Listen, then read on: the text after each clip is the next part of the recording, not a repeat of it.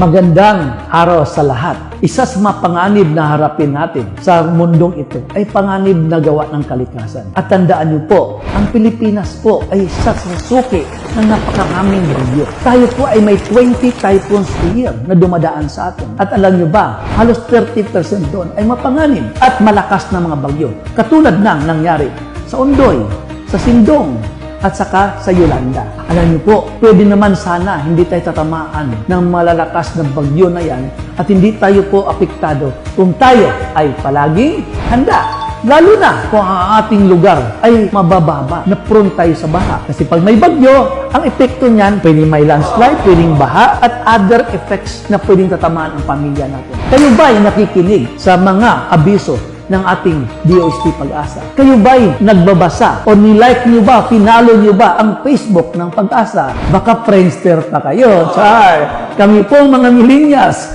kami mga Nepo baby, kami po ay nasa Facebook na, nasa YouTube na. Kailangan po i-like, i-follow natin yon.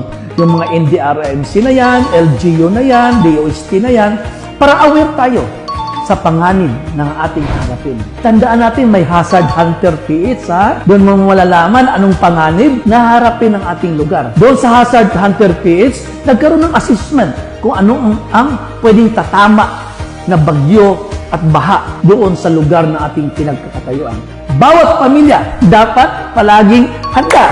Kailangan alam mo, pagdating ng bagyo, kailangan mo bang lumabas? Kung kailangan lumabas ka, saan ka pupunta? Ano yung evacuation area? At tandaan nyo, delikado, makakakuryente ang baha. Kasi po, pwede po tatamaan, mag-ground lahat ang ating electrical facility. So warning sa atin, delikado ang bagyo. Maraming ancillary na pwedeng tayo po ay magkaroon ng aksidente. Prevent accident pagdating sa mga super typhoon. Kaya ako po, si Kuya Joel nyo, Nepo Tito, para po sa paghanda ng Pilipinas. Pakipollow niyo ako sa social media platforms and say hi kung saan po kayo para alam ko po kung saan nakarating ang ating mensahe.